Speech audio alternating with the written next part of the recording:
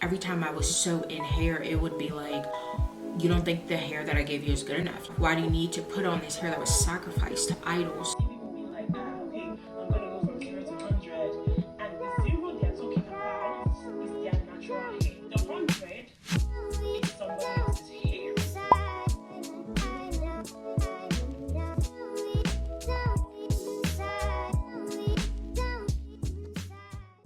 Hey guys, welcome back to my channel. My name is Gwen for those of you who are new here.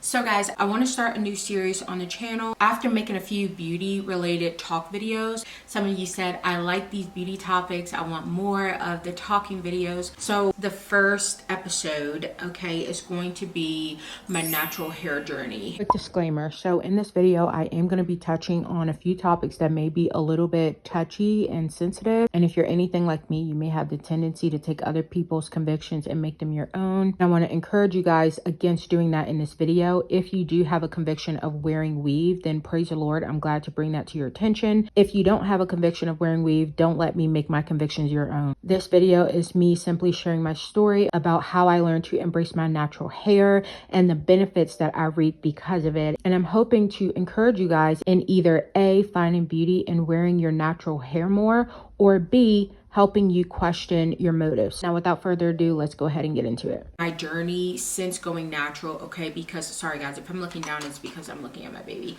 In a month or two, it'll be coming up on 2 years of me giving up hair extensions completely. If you are completely new here or you just don't know, I was basically like a weave addict for 10 years. From the time that I was maybe like 18 all the way up until I was like 29, I was like addicted to hair extensions. I did not even go a week without having my hair back in hair extensions. I did not feel confident or comfortable wearing my hair out. Since giving up hair extensions, it's done way more for me than teaching me how to take care of my own hair.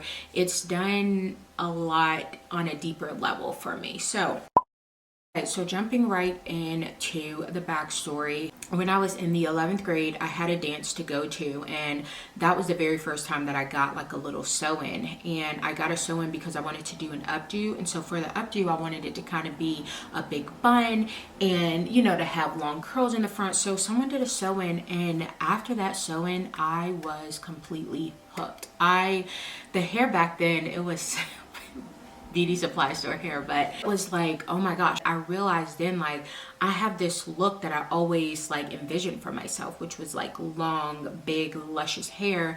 And literally from that point on, I was like, I need weave. Even when I got a bob for a short period, I remember like gluing in hair tracks to make it fuller.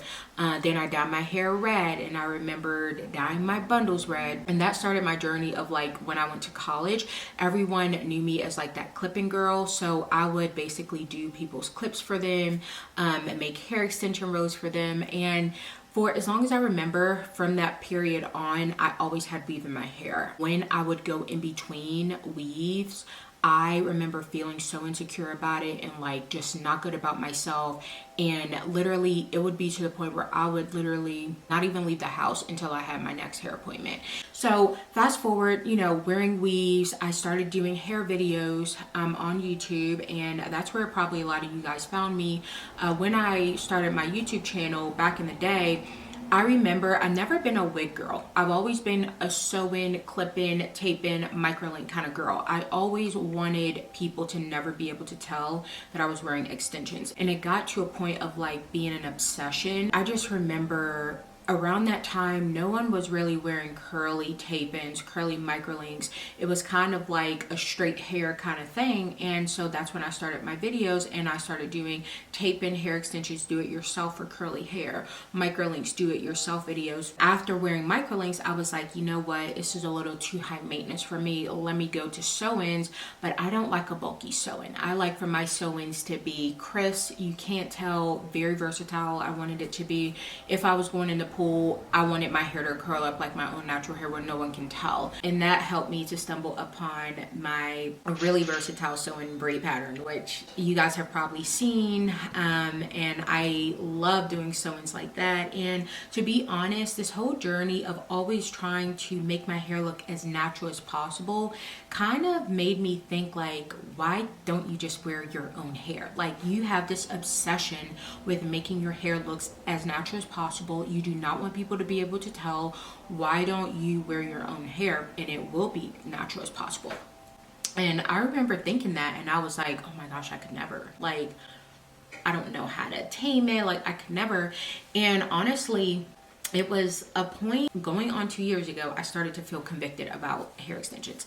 I had watched a documentary, like the Good Hair documentary, over. I had watched it a while ago, but it didn't really do anything for me when I watched it a while ago. I also think when I first watched it, I wasn't really a Christian back then, but this time when I had watched that documentary, I remember seeing like the Indian hair being like shaven off the Indian women and sacrificed to their gods. And something about like that story kind of like really hurt me and like stuck with me, because I was not wearing Chinese hair anymore. I would literally tell people only raw Indian hair. That's the only kind of hair extensions you should be putting in your head, basically. And hearing that, like, oh, this Indian hair that you are like so dire over, and you tell people raw hair or nothing, look, it's being sacrificed to their freaking gods and they're cutting off their hair. And yeah, something about that hurt me. And I was just like, like, I don't want to do that. And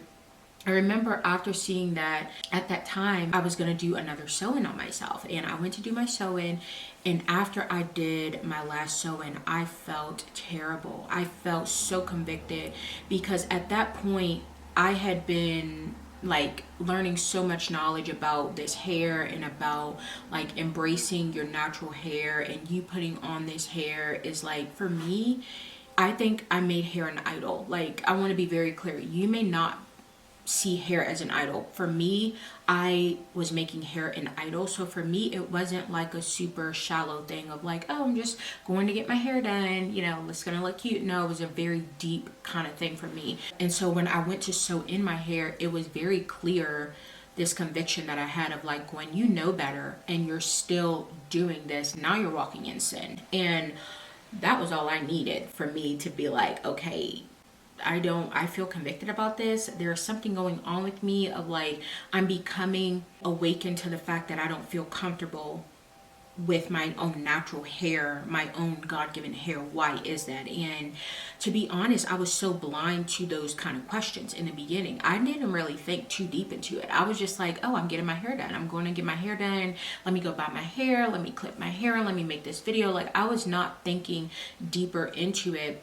And then at that point, you know, watching the documentary, seeing other people's stories, as I'm like doing my Bible time, I just started thinking about hair on a deeper level. And at that point, I was like, now it's no longer just getting my hair done. It's like every time I was so in hair, it would be like, you don't think the hair that I gave you is good enough? Why do you need to put on this hair that was sacrificed to idols versus wearing your own natural hair? And at that point, I was like, okay, I can't wear hair extensions anymore. I see whatever kind of message this is loud and clear. I felt like the Lord was leading me to kind of go down a journey of embracing my own hair.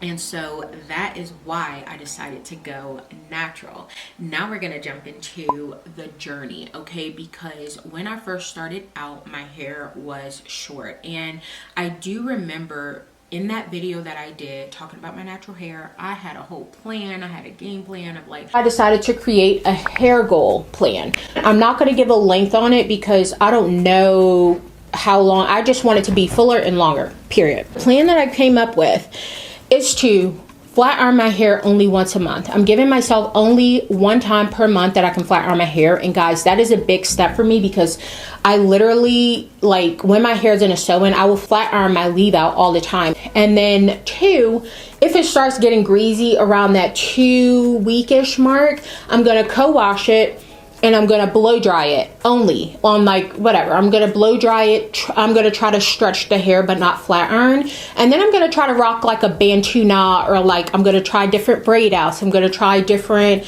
what are those things called, flexi rods and perm rods. I'm gonna try all this stuff, and then on the 3rd week going into the 4th week, my plan is to attempt to wear my hair completely natural, completely Brolicious. I'm gonna try to let it just do its own thing. All that was out of the window. I saw my hair curly and short and I did not like it on myself, and I straightened my hair. And I just remember wearing my hair straight for like that whole first maybe a couple of months. And then I got pregnant, which was so freaking crazy because I had wanted to be pregnant for so long, but we weren't trying.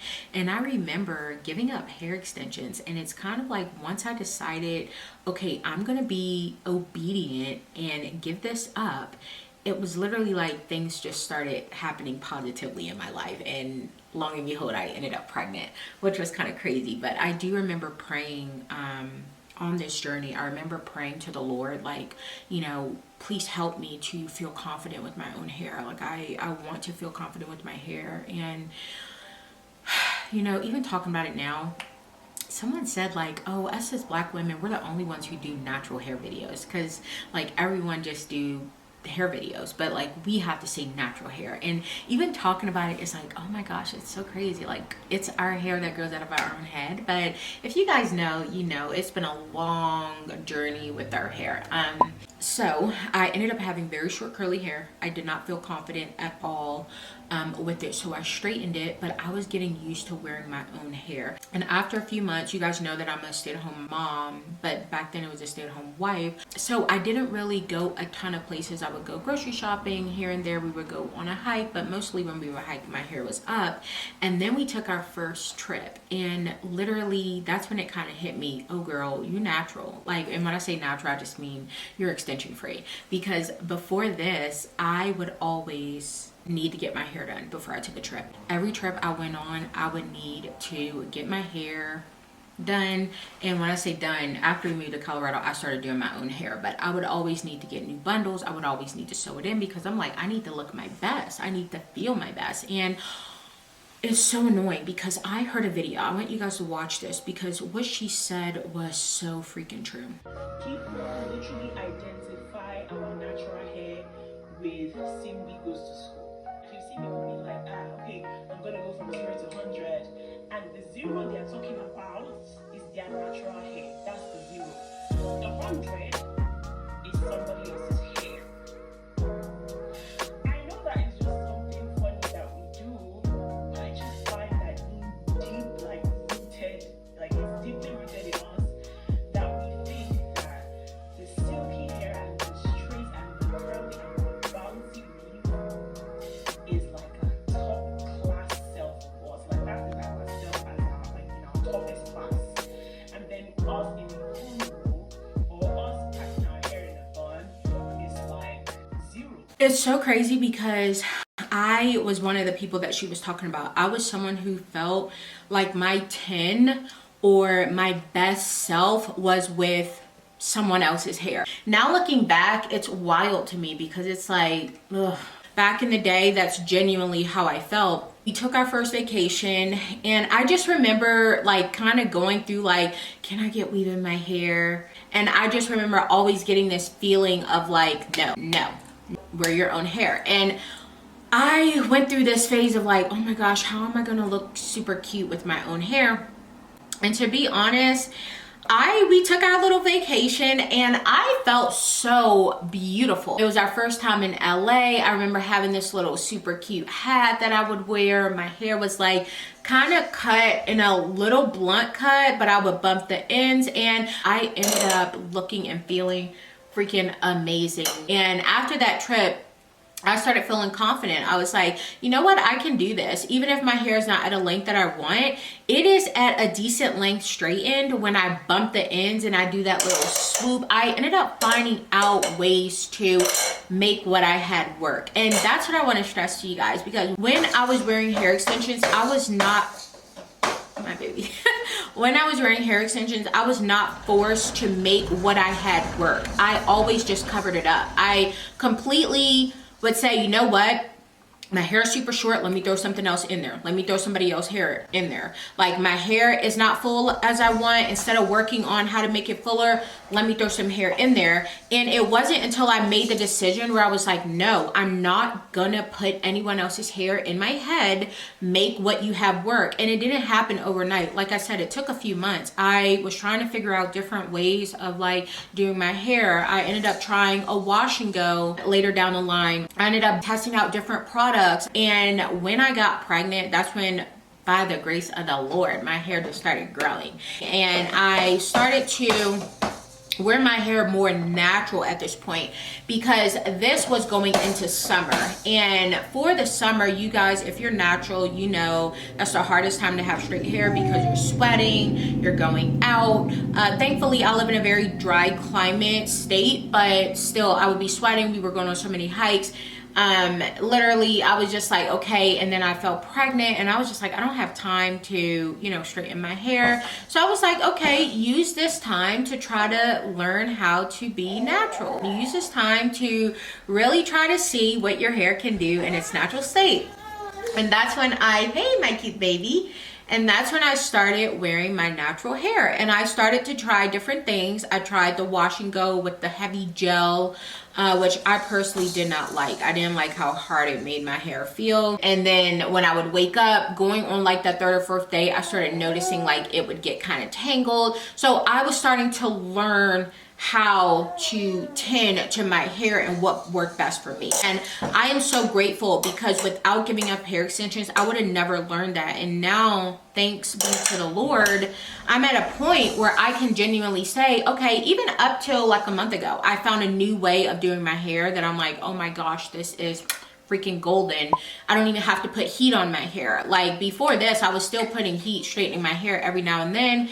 And I finally am at the point where I'm like, no, I want to be heat free for a little bit. I don't want to put any heat on my hair. And that brought me to, after my baby was born, I started to do more twist outs and braid outs. And that's when I think I found finally my little signature look. Literally now I have fallen in love with having texture. I have fallen in love with it not being so perfect all the time. And I think it literally looks best on me. I genuinely feel like that. So it's been a journey, but I do plan on talking about it more. So if that's something you guys are interested in, go ahead and leave me a comment down below. Other than that, I thank you guys for watching, and I'll see you guys in my next one. Bye.